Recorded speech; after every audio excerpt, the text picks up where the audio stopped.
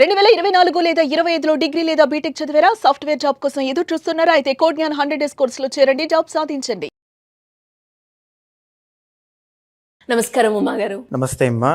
కుజగ్రహ సంచారం ఏదైతే ఫిబ్రవరి 23 నుంచి జరుగుతుంది అని అంటూ ఉన్నారు. సో ఏ రాశి నుంచి ఏ రాశిలోకి వెళ్తుంది, ఇది ఎన్ని రోజులు ఉంటుందంటారు? ద్వాదశ రాశుల వారికి దీని ప్రభావం అనేది ఏ విధంగా ఉంటుంది? అండ్ కొన్నిటికి రాజయోగం పట్టే అవకాశం ఉంది అని కూడా చెప్తూ ఉన్నారు. ఏ రాశుల వారికి జరుగుతుందంటారు? తప్పకుండా అమ్మా. ఫిబ్రవరి 23వ తారీఖు దగ్గర నుంచి ఏప్రిల్ 2వ తారీఖు దాకా కుజుడు అనేటువంటి ఆయన మకర రాశిలోంచి కుంభరాశిలోకి ప్రవేశించడం, సంచారం చేయడం జరుగుతోంది. 38 రోజుల పాటు కుంభరాశిలోనే కుజుడు సంచారం చేస్తూ ఉంటారండి. గ్రహాల యొక్క స్టేటస్ మనం ఒకసారి చూస్తే అమ్మా, గురువు అనేటువంటి ఆయన వక్రగతిలో మిథున రాశిలోనే సంచారం చేస్తున్నారు. కేతు అనేటువంటి ఆయన సింహరాశిలో సంచారం చేస్తున్నారు. తర్వాత కుంభరాశిలో ఇప్పుడు మాట్లాడుకునేటువంటి కుంభరాశిలో 4 గ్రహాలు ఉంటాయండి. రాహు ఆల్రెడీ ఎప్పటి నుంచో ఉన్నటువంటి రాహుతో పాటుగా ఫిబ్రవరి 13వ తారీఖున రవి అనేటువంటి ఆయన వెళ్ళారు. 4వ తారీఖున 6వ తారీఖున బుధ శుక్ర గ్రహ సంచారంలో అక్కడికి వెళ్ళడం జరిగింది. తర్వాత ఇప్పుడు మనం మాట్లాడుకునేటువంటి 23వ తారీఖు ఫిబ్రవరి నాడు కుజుడు అనేటువంటి ఆయన కుంభరాశిలోకి ప్రవేశిస్తారు. అదే స్థానంలో రాహు కూడా ఉండడం వల్ల, రవి కూడా ఉండడం వల్ల, కుజుడు కూడా యాడ్ అవ్వడం వల్ల కుజ రాహువుల యొక్క కంజంక్షన్ అనేటువంటిది కనబడుతోంది. ఈ కుజరాహుల కంజంక్షన్ ఎన్ని రోజులు ఉంటుందంటే 38 రోజులు ఉంటుందన్నమాట. 38 రోజులు కూడా ఎలాంటి ప్రభావాలు ఉంటాయి అంటే అగ్నికి సంబంధించి, అంటే విపరీతంగా ఎండలు ఏదైనా పెరగడం కానీ, లేకపోతే కుజుడు ఇండికేట్స్ వాహన ప్రమాదములు ఏమైనా జరగడము కానీ, ఆర్ గాలికి సంబంధించిన వాయుతత్వం కదండి కుంభము అంటే, గాలికి సంబంధించిన ఏదైనా ఇబ్బందులు రావడం కానీ, ఇన్ఫెక్షన్స్ అనేటువంటివి ఎక్కువగా రావడం కానీ, ఇలాంటివి జరిగే అవకాశాలు ఎక్కువగా ఉంటాయని, అగ్ని ప్రమాదములు జరగడం కానీ, ఎలక్ట్రిక్ షాక్స్ వల్ల ఇబ్బందులు పడడం కానీ, ఇలాంటివన్నీ జరుగుతాయి అని చెప్పి శాస్త్రం చెబుతోందమ్మా. మీనరాశిలో శనిగ్రహ సంచారం కూడా జరుగుతోంది. ఈ పరంగా మనం చూస్తే ఈ కుజరాహుల యొక్క సంచారం కుంభరాశిలో ఉండడం కానీ, ఏ గ్రహ కలయికలు కలిసినా కలవకపోయినా విడిగా ఉన్నా ఖచ్చితంగా పాజిటివో నెగిటివో ప్రతి రాశి మీద పడుతూ ఉంటాయండి. ప్రతి నక్షత్రం మీద కూడా ప్రభావితం అవుతూ ఉంటాయి. సో ఆ పరంగా కుజ రాహుల యొక్క సంచారము కానీ, ఈ కుంభరాశిలో 4 గ్రహాల యొక్క సంచారము కానీ కొన్ని రాశుల వాళ్ళకి రాజయోగాన్ని చూపిస్తుంటే, కొన్ని రాశుల వాళ్ళకి కొద్దిగా ఇబ్బందులు, ప్రమాదములు, ఆపదలు, చిక్కులు, ప్రయాణములు, ఇలాంటివన్నీ కూడా ఖర్చులు అనేక రాశుల వాళ్ళకి చూపిస్తూ ఉన్నాయమ్మా. ఉమ్మగారు, మరి కుజగ్రహ సంచారం తులారాశి వారికి ఎలాంటి ప్రభావం చూపిస్తుందంటారు? అండ్ వీరు ఎలాంటి సందర్భాల్లో జాగ్రత్తలు తీసుకోవాల్సిన అవసరం ఉంది? తప్పకుండా అండి. తులారాశి వాళ్ళకి ఏంటి అంటే 5వ స్థానంలోకి రవి, కుజ, రాహు ఆల్రెడీ ఉండడం, బుధుడు, తర్వాత శుక్రుడు అందరూ కూడా 5వ స్థానంలో ఉన్నారమ్మా. సో ఒక్కసారి వీళ్ళ కోసం మనం చూస్తే కనుక తులారాశి వాళ్ళకి 6వ స్థానంలో శని, 5వ స్థానంలో ఇప్పుడు ఈ 4 గ్రహాలు, తర్వాత 9వ స్థానంలో గురుడు వక్రగతి, తర్వాత లాభములో అంటే సింహరాశిలో కేతు అనేటువంటి ఆయన సంచారం చేస్తున్నారు. ఈ యొక్క తులారాశి వాళ్ళకి గురుబలము అనేటువంటిది ఇంకా పరిపూర్ణత రాలేదు. ఉగాది దగ్గర నుంచి వక్రగతిని చాలించిన తర్వాత పరిపూర్ణమైన గురుబలాన్ని తులారాశి వాళ్ళు చూస్తారండి. ఆ గురుబలం వల్ల వీళ్ళకి ఏమొస్తుంది? ధనధాన్య సమృద్ధి కలుగుతుంది. తర్వాత ఎక్కడైతే ఏ పని అయితే చేస్తారో దాంట్లో విజయము అనేటువంటిది కలుగుతుంది. అప్పుల బాధ నుంచి బయటకు వస్తారు. తర్వాత ఫైనాన్షియల్ గ్రోత్ అనేటువంటిది కనబడుతుంది అని చెప్పొచ్చమ్మా.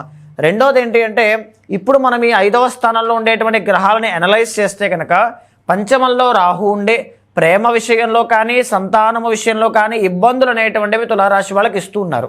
అలాంటి రాహుతోనే రవి అనేటువంటి ఆయన ఎప్పుడే వెళ్ళారంటే ఫిబ్రవరి 13వ తారీఖున జాయిన్ అయ్యారు. ఫిబ్రవరి 13వ తారీఖున ఈ మకరంలోంచి కుంభంలోకి వెళ్ళడం, 4th నుంచి 5thలోకి వెళ్ళడం కూడా పెద్దగా మార్పులు ఏముండవు. అంటే పనుల్లో ఆటంకాలు, డిలేస్, లేకపోతే ఒత్తిడి, లేకపోతే కోపము, ఇలాంటివన్నీ కూడా ఎక్కువ ఉంటాయి.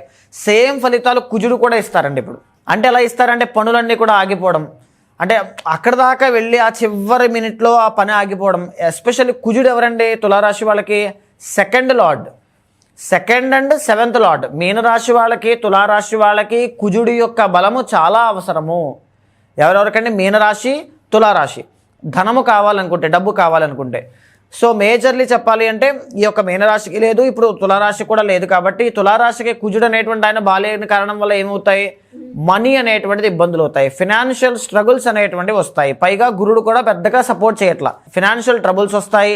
సేవింగ్స్ అనేటువంటివి నిలబడకపోవడం, మ్యారిటల్ లైఫ్లో ఇబ్బందులు ఉండడం, 7th లార్డ్ కాబట్టి.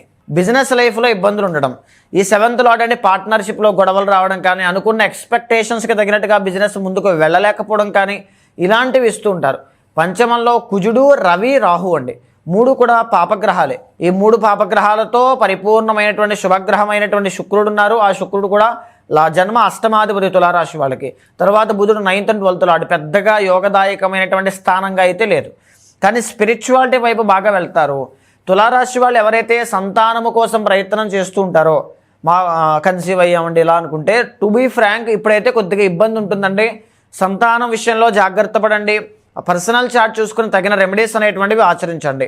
రెండవది, పంచమ స్థానం అనేటువంటిది ఎప్పుడైతే పాపగ్రహాలతో ఉందో లవ్ లైఫ్లో చాలా డిస్టర్బెన్సెస్ కానీ, ట్విస్టులు కానీ, కొత్త కొత్త విషయాలు బయటపడడం కానీ, ఉన్నది లేనట్టుగా లేనిది ఉన్నట్టుగా ఈ రకమైన ఇల్యూషన్స్ అనేటువంటివి రావడం కానీ ఎక్కువగా కనబడుతూ ఉంటాయమ్మా. తర్వాత ఈ కుజుడు అసలు ఎలాంటి ఫలితాలు ఇస్తారో మనం మాట్లాడుకునే మెయిన్ టాపిక్ మనం ఒక్కొక్కటిగా చూస్తే, శరీరంలో రోగం అనేటువంటిది ఇస్తారు.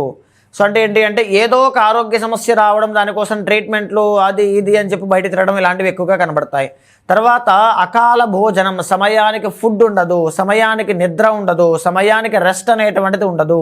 దానివల్ల బాడీ చాలా విపరీతంగా అలిసిపోవడం లాంటివి ఎక్కువగా కనబడతాయండి. తర్వాత ఏంటి అంటే ఎస్పెషల్లీ పంచమంలో ఎన్ని గ్రహాలు కలిసి ఉన్నాయంటే ఏదో ఒక అలవాట్లు కానీ, వ్యసనాలు కానీ, దానికి అలవాటు పడడం, బానిసవడం లాంటివే కాకుండా ఏదో ఒక రాంగ్ మూవ్ అనేటువంటిది చేస్తారండి. పాపపు పనులు చేయుట అని శాస్త్రం చెబుతోంది. దాని అర్థం ఏంటంటే రాంగ్ మూవ్ అనమాట. ఆ టైంలో తులారాశి వాళ్ళు అలా చేసి ఉండకూడదు. కోపంలో ఒకరిని తిట్టడమో, ఒకరిని అవమానించడమో, ఒకరిని మోసం చేయడమో అనుకోకుండా ఇలాంటివి ఏదైనా జరిగి ఉండవచ్చు, జరుగుతాయని కూడా అనుకోవచ్చు. దీంతో పాటుగానే అశాంతి, శత్రుబాధలు అని శాస్త్రం చెబుతోందండి. కుజుడు కదండి, శత్రుబాధలు ఇస్తారు. అంటే మీ మీద పడి ఏడ్చేటువంటి వాళ్ళు, మీరు ఎదుగుతున్నారని చెప్పి బాధపడేటువంటి వాళ్ళు, మీ అందాన్ని చూసి అసూయపడేటువంటి వాళ్ళు విపరీతంగా పెరుగుతారు. మీకు కూడా అతి కోపము అనేటువంటిది పెరుగుతుందండి. ఎందుకంటే అగ్రెసివ్ ప్లానెట్స్ అండి. రవి, కుజుడు అగ్నితత్వ రాశులు కాబట్టి అగ్రెషన్ అనేటువంటిది పెరిగే అవకాశాలు. పుత్ర విరోధము అంటే సంతాన స్థానాలు ఉన్నాయి కదండి, దానివల్ల మీ పిల్లలతో మీకు గొడవలు అవ్వడం కానీ, పిల్లల కోసం ఏదైనా కొత్త విషయం తెలియడం, పిల్లల యొక్క అనారోగ్యం మిమ్మల్ని బాధించడం, పిల్లలతో ఏదో ఒక ద్వేషము, విరోధం లాంటివి కలిగే అవకాశాలు ఎక్కువగా ఉంటాయండి. తర్వాత సంతానం కోసం ఎక్కువగా మనస్తాపం చెందడం లాంటివి ఎక్కువగా కలగడం, శరీరము బలహీనత, ఇమ్యూన్ సిస్టమ్ అనేటువంటిది వీక్ అవ్వడం. బికాజ్ కుజుడు అంటే ఇమ్యూన్ సిస్టమ్ అనేటువంటిది వీక్ అయ్యే అవకాశాలు కూడా ఈ తులారాశి వాళ్ళకి 38 రోజుల్లో కనబడుతున్నాయమ్మా. సో మరి వీరు ఎలాంటి పరిహారం చేసుకోవాలి అంటారు?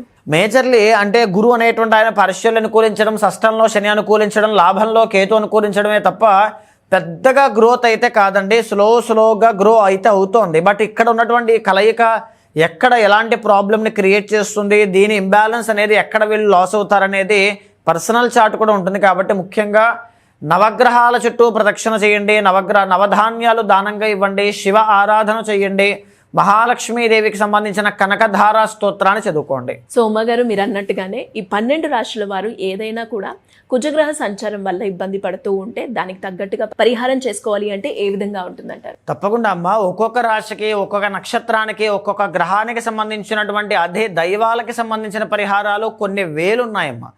సో ఇక్కడ ఏంటి అంటే రవి బాగాలేకపోతే సూర్యుడికి చేసుకోవాలి, చంద్రుడు బాగాలేకపోతే లలితాదేవికి, కుజుడు బాగాలేకపోతే సుబ్రహ్మణ్య స్వామికి, ఇలా అనేక రకాలుగా ఉన్నాయి. కుజుడు అనేటువంటి ఆయన మీకు బాగాలేకపోతే సుబ్రహ్మణ్య ఆరాధన విశేషంగా చేయండి. కుజుడు బాగాలేనప్పుడు శాస్త్రం చెప్పింది రక్తదానం చేయమని చెప్పింది. సో దానివల్ల కొత్తగా ఇమ్యూన్ సిస్టమ్ రీఫ్రెష్మెంట్ అనేటువంటిది కనబడుతుంది. రెడ్ కలర్ ఫ్రూట్స్ ఎక్కువగా తినాలి, పొమోగ్రానేట్, డ్రాగన్ ఫ్రూట్ ఇలాంటివి అనమాట. తర్వాత సుబ్రహ్మణ్య ఆరాధన చేయాలి, కందులు దానంగా ఇవ్వాలి, మంగళవారం నాడు రెడ్ కలర్ క్లోత్స్ వేసుకోవాలి. ఇలా అనేక రకాల రెమెడీస్ ఉన్నాయండి. దీంతో పాటుగానే ఇష్టదైవాన్ని, కులదైవాన్ని ఆరాధన చేస్తూ ముఖ్యమైన సమస్య కానీ, క్వశ్చన్ కానీ ఏదైనా ఉంటే పర్సనల్ చార్ట్ చూసుకున్న తర్వాత మాత్రమే దానికి తగిన పరిహారాన్ని చేసుకుంటే అద్భుతమైన ఫలితాలు ఉంటాయమ్మా. సో ఎవరైనా కూడా మిమ్మల్ని అప్రోచ్ అవ్వాలి అంటే ఎలా ఉంటుందో మగారు? తప్పకుండా అండి, ఎవరైనా సరే మీకు కింద కనిపించే నెంబర్కి కాల్ చేస్తే మా వాళ్ళు మీకు పూర్తి వివరాలు అందిస్తారు. మీ యొక్క జాతకాన్ని చూసిన తర్వాత గోచారంతో సమన్వయం చేస్తూ ఏదైనా దోషాలుంటే శాంతి పరిహారములు ఆచరింపచేసి భగవత్ అనుగ్రహం కలిగేలా చేస్తాను. థ్యాంక్ యూ మగారు, థ్యాంక్ యూ సో మచ్. నమస్తే అమ్మా.